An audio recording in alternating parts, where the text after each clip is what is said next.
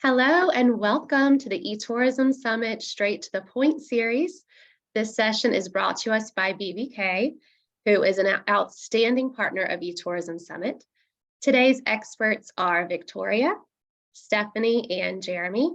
Thank you for joining us and the eTourism Summit community to share how values-based marketing drives better visitors. Take it away, Victoria. Thank you, Becca, and hello, everyone. We're so happy to be part of this ongoing education series. So welcome and thanks for joining us today. I'm Victoria Simmons. I'm a Senior Vice President at BVK. So I'm one of the leaders of our travel practice. I've been working in travel for most of my agency career. I'm joined by two of my colleagues today, and I'll have them introduce themselves. Hi, everyone. I'm Stephanie Barkow. I lead brand strategy and research at BVK. Thrilled to be here with you today. And I'm Jeremy Whitt. I lead media strategy at BVK and have been working in travel and tourism pretty much my entire career as well. Happy to be here today with you all.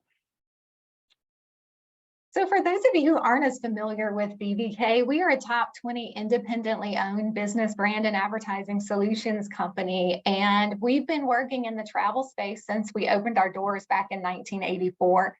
Here's a snapshot of just some of the brands that we represent, which run the gamut of, individual hotels and attractions and, DMOs from city, state, and county level DMOs, and even some international work as well. So we're very vested in the tourism industry. We love working with you in this category because we know when we work in travel, we're building strong communities, we're sustaining environmental resources, and we know the power of the travel economy to spur society's progress. So today we're really going to focus our discussion on values-based marketing. We've built destination brands that are reflective of their community's values for a very long time. That's been central to who we are as an agency, to how we build brands. So of course, we were very excited when Destinations International's future study identified values-based marketing as really a key transformational area for destination organizations. So that's something that's a little bit new for the category. So we're always happy and thrilled to be part of the education process and helping destinations to understand just how powerful it can be for their organization. So as Becca mentioned, today's discussion is really going to center around what is values-based marketing, and more specifically, how we can use it for target audience development to be able to find the right visitors and welcome the visitors into our communities whose values are also aligned with our destination. So values are critically important, certainly for destinations to reflect, because it's important for them to convey what matters in terms of the community and what they stand for. But in terms of how we think about building successful brands, for us, it's equally, just if not more important, to think about how important the values are of the travelers and people you're seeking to attract to the destination. And the work that we do is largely rooted in an understanding of how values drive human behavior. Values are our guiding life principles as people. They form the foundations of who we are and what matters to us. There's a ton of research that shows that the values we have as individuals impact the brands, organizations, people, and things we choose to bring into our lives, because they get us closer to what matters to us. They get us closer to those values. And as travelers, sure, we choose to go places because of the things that we'll get to do in a destination, but we also go places because of what we want to feel in a destination, who we want to be in the destination. And that's really a reflection of our values. And therefore, our values really drive the cravings that we have in life and the actions that we take to get there. There's a lot of science behind, emotional decision making, and the fact that 95% of our decision making is really rooted in emotion. I think the thing for us that, really drives the way that we think about how to not only develop brands, but also activate those brands to make connections, is that values are really the underpinning behind those emotions. If values are our guiding life principles, helping define who we are and what matters to us, that helps us decide how we feel about things. When we go to a place, the emotional connections we have are rooted in the values that we have. So in order to get people to act, in order to make that connection with our audiences, and in order to influence the behaviors and decision-making that we have, we need to connect with their values in order to connect with those emotions. Certainly, there's a lot of research out there that proves this in a lot of ways. A couple of things that we're really excited about. Edelman's Trust Barometer research showed that nearly 60% of customers buy or advocate for brands based on their beliefs and values. And I think for us in the marketing space, certainly we want them to become, consumers of our brand. But the idea of advocacy is a really valuable spot for destinations to be in. And then over 60% of global consumers prefer to purchase from companies who stand for a purpose that reflects their own values and beliefs. So we certainly know that people are making decisions, right, on the basis of those values.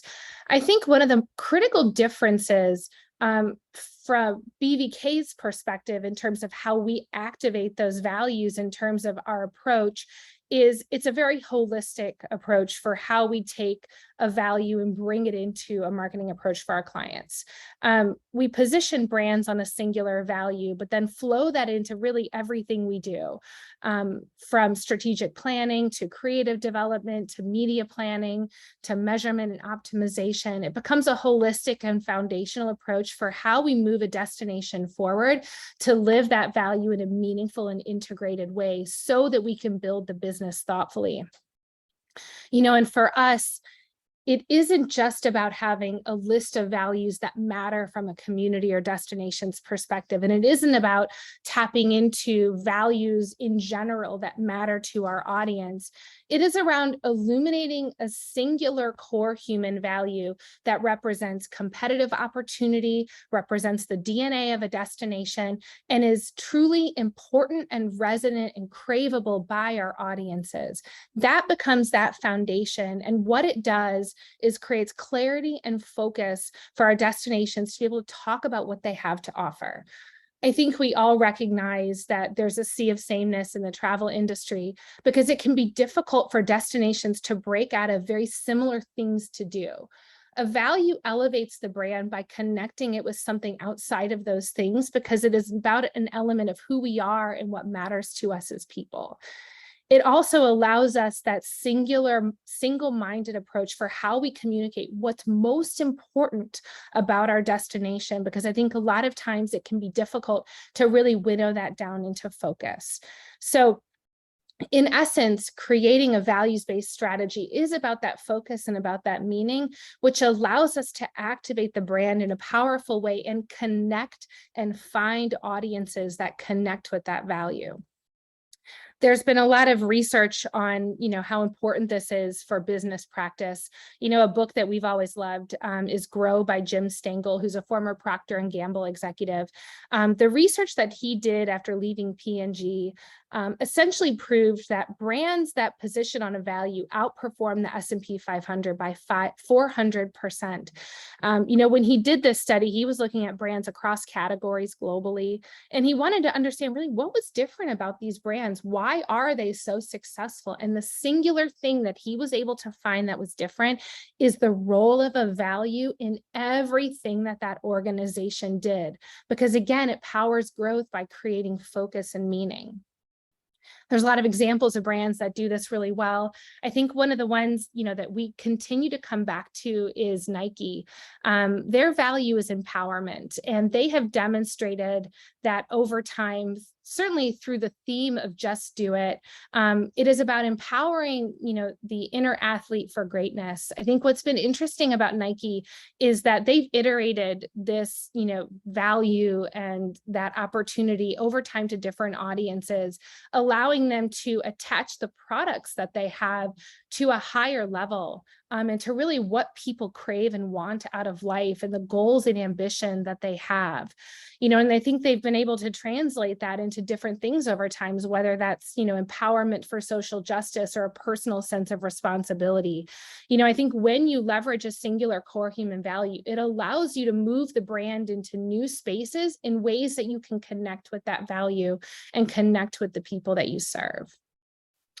Our approach for values-based brand development is, pretty rigorous and research intensive. There's a lot of work to be done to uncover what that value is and express it meaningfully in strategy and creative. But I think the thing we really wanted to talk about today is what that means in terms of how we think about our target audience, how we reach our audience more effectively, and really how we connect with them differently, because our work in values-based strategy has a lot of impact on those areas of business. So yeah, the three areas we're going to use to explore that are really, how do we identify who the right person is and find them? That's different from reaching them, right? Like, what are then the opportunities we can connect with them? Is kind of the separate, the second step in there, which would inform maybe specific media partners or placements, on down the line, maybe even markets that you'd go into there. And then finally, what's the message then that we want to get across to them? How do we close the loop on that with a connection that's meaningful? So we'll start kind of at the first one here, which is really, finding the right people. And as Stephanie mentioned, we use our resources to layer in the value in all things that we do. So if we're using a syndicated resource, an MRI, Simmons, Helixa data, something to that effect, to define our audience in a general sense. If we're looking at people who want to travel to a specific location as more of a generic audience, we see one type of a definition, right? So kind of on the left-hand side, if we don't have a value added in there, we get one kind of definition of who a target audience is. If the only thing is that we change about that target is adding the value to it, we in many cases see dramatic differences in who we're talking about. Or maybe they're not all dramatic, but they are meaningful enough to really affect the media decisions we might make. So, looking at this example, just by adding a value to it for this particular client, we saw the audience get more male. We saw it get younger, coming along with that, fewer children in the household. But importantly, a different set of influencers and media preferences between the two. They make the same amount of money. On the surface, they might look like the exact same person in many different ways. And you might not uncover that through a general targeting approach. But again, changing the one thing here in the value really helps, set this apart a little bit in terms of our specificity. Another way we use that data then is, kind of similarly, looking at then what types of connections that audience makes with, maybe other brands that are in our category or of interest to, the travel brand we're talking about. So, this could identify opportunities for competitive targeting. Where else are they visiting, or what else are they at least interested in visiting? Who do they engage with socially? Who have they self-identified as being interested in, or what types of things that are specific to us? So now we can understand, hey, this might be our competitive set. We might think it's this, but really we're trying to draw people who look like this from these areas. And additionally, that could lead to strategies that we would use later in terms of how we're going to reach these people, to narrow down, into key, geofencing perhaps areas that are where our competitors are. So current visitors of a competitive destination. What other types of motivations do they have? Do they, shop at outfitters or something before they're ready to go on a trip? Or are they exhibiting certain other behaviors? The types of activities they like to do. Do they like to, go on hikes and ride bikes and things, right? So if we can identify those types of behaviors, that would also help us maybe geofence or target areas where those activities are taking place. And even from a market perspective, when you position yourself on a value and you target on that, you have the ability to look to say, are we getting the right people, in a fair share of our people, from the different areas where we're marketing or where we're drawing people from at least. So, what we will do is, use this value as kind of its own axis here, right? Do people in a particular market exhibit this value more than other markets? And how are we doing in terms of getting visitation from those markets? So our goal really is to then identify opportunity. Here are markets we're doing really well in, right? We are getting our fair share of visitors who exhibit this value. Maybe there's more opportunity to grow there, but also what are some other markets that we're seeing visitors from, or we're seeing a lot of opportunity within this value? they have a lot of people who exhibit this value, but we're not seeing a lot of visitation from there. Is there an opportunity to focus our efforts geographically from how we place media based on that? So ultimately what we're doing is focusing on growing people who exhibit the value. Maybe that overrides the need to focus as much on the geography specifically, right? So it's not about the market as much as it is finding the right person. So then when it comes to reaching the right people, what we see here is an additive layer to maybe the normal approach that you might take from a media strategy perspective. You're going to look at first and third party data. What are they consuming? What behaviors do they exhibit? You can remarket to them. You can reach people all in that way. You might use various sources of intent data, right? Understanding what they're looking for, either through OTA habits, their search behavior, things like that. Those are normal ways that we'd go about trying to find people to come to your destination. And then when we add the value enhancement to that, it adds this other layer of contextual, right? So what environments do our audiences tend to navigate or gravitate towards because of this value they share with us? That might identify media partners then that also align that way. And as I showed previously, also the markets. So when you put that third element in there with some of the other ways you're already targeting people, what we have seen is this does lead to a higher visitor value, right? Or higher value visitor in many different ways, right? It could be they're helping to, enhance the experience because your market is now full of people who really align well with you, and that makes it a pleasant experience for other visitors. They could spend more, perhaps. Maybe their length of stays are different. Really depends on your goals there. And also, creating a new market for repeat visitation. If you've kind of one, marketed on that value, but also once they've arrived in the destination, they're living that value. They'll kind of see that and then make it an easier turn into a repeat customer. So that's just another way of looking at it, and how that would kind of play out differently based on different values. Here's 3 different values for 3 different clients of ours. The contextual component, I think, is really important here when we're considering what a value can really offer us in terms of strategic approach. So, one of our clients, their value is ambition, right? So we're trying to align ourselves with contexts that are really more about achievement and resilience, showing instances of people, taking risks. Maybe it's stunt oriented, some of those types of adrenaline things, self-promotion and social status, right? Those things ladder up to ambition, and that gives us a good context of the environments where we think our message will really resonate. For another brand of ours, their value is longing. And so, really what we're focusing there more is on the scenic beauty, tapping into that emotion of, man, I want to go there, right? Or I've always wanted to go there, helping them live that vicariously in some ways, and even being inspirational, right, to motivate travel. And then yet again, another different client, which is a completely different type of a person even than those other 2 examples, would be based on vibrancy as the value, right? Where we're all about energy and excitement, self-expression, right? Which is different than self-promotion in many ways. So that really, narrows down media opportunities. So while the data can tell us a lot, right? The data will tell us who's the type of person, where are they coming from, all of those things. Making a message resonate often has to do with the environment in which somebody is consuming that message. And the last thing that I'll share is that approach has really helped us identify a nice marriage between the creative message, the destination, and even the media partners that really can align with that value as well.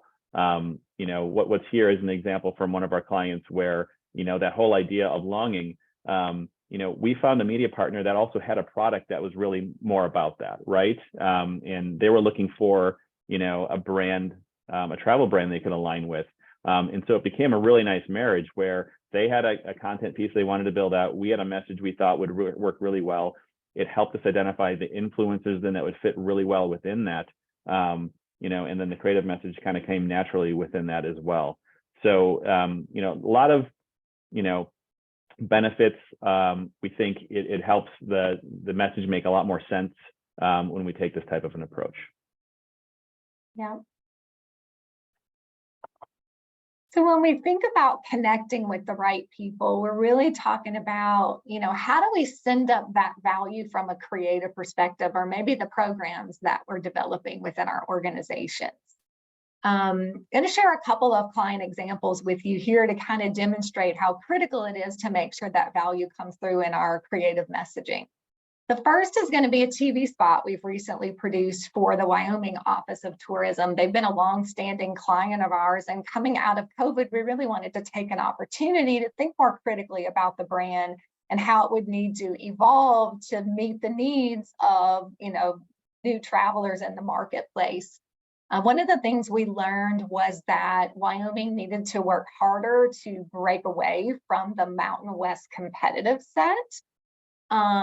And really kind of claim this idea of being the last bastion of the West. So what you'll see in this spot is really leaning into the values of the community, their independent spirit, their adventurous spirit, and really owning still that very prevalent pioneering spirit of the West. When you watch this spot, you'll also see and hopefully know if you identify immediately with those values. It is purpose-built to resonate with people who hold that value of an adventure and would feel very comfortable in the community and with the local residents within the state.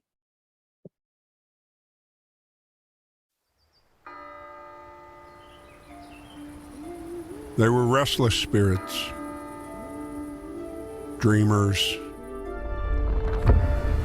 outlaws. They came for the unspoiled, the freedom from judgment. They came with new ideas and learned from ancient lore. They came with chips on their shoulders. In the West, they didn't just find a place. They discovered the truth, that the path of least resistance must be resisted.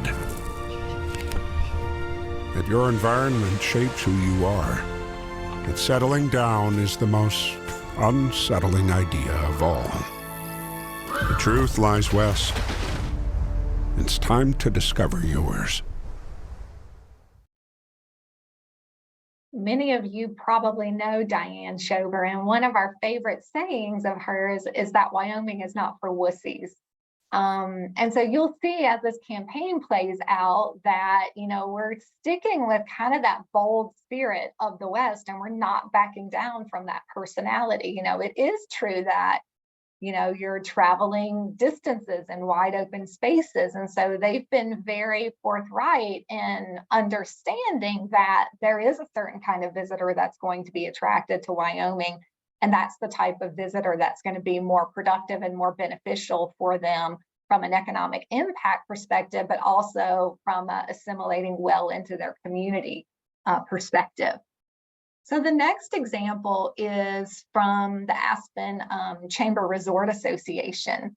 They are an organization who for a long time have been thinking about destination management and thinking about how to grow sustainably the tourism economy in their community. They were one of the very first organizations to develop a sustainability pledge. So coming out of COVID gave them a really good opportunity as residents are wanting to be more involved in how tourism plays out in their communities, to revisit that pledge and to really think about their brand value is greatness. And it's really well articulated in this long-standing brand line of defying ordinary. So they have recently done a local campaign aimed at both residents and visitors to try to ask them to be great, to be your best self, to help us behave well and sustainably and thoughtfully throughout our community. So this is just a quick look at, right in that Wyoming example, traditional advertising. In this Aspen example, I think is a good one of thinking, how can your brand value really affect organizationally the programs that you are supporting? So what we wanted to leave you with as we wrap things up is to kind of understand the power of values and how they really can work to permeate and to guide your organization holistically. We've talked a lot about this first benefit here, which is sort of creating differentiation, which is sometimes incredibly difficult to do in the destination space when, so many of us have similar attributes and experiences of our destination. But I think critically important is this idea of finding those high values visitors who are going to not only be economically viable for communities, but also be good visitors, protect the planet and the people who live in the community as well. Secondly, it's also a great way to guide, the development of new products and services, particularly as destinations are beginning to think about destination management and about experience management and, planning well out in advance. Many destinations are looking at sustainability plans or long-range strategic plans, and letting your value really play a role in that long-term planning is critically important. It also helps to convert residents into brand ambassadors. We know that residents, want to feel like they have a role in how tourism plays out in their communities. And so if your brand is reflective of the values of the communities, it's a really good way to make sure that residents see themselves reflected back in your brand. It can also be used as a recruitment tool. At BVK, our brand value is ingenuity.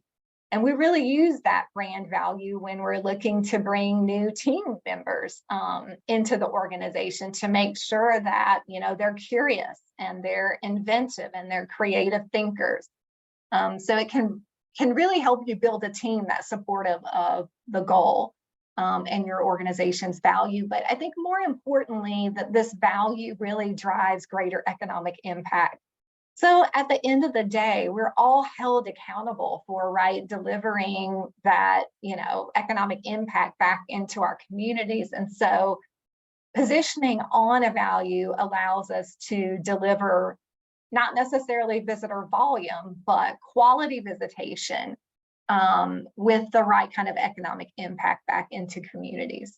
So hopefully you have learned something new today. If anything that we've discussed with you sparks a question, or you'd like to have an additional conversation, please feel free to reach out to me. We're always happy to talk with destination leaders and be part of moving the travel industry forward. So thank you, eTourism, and thank you guys for joining us today.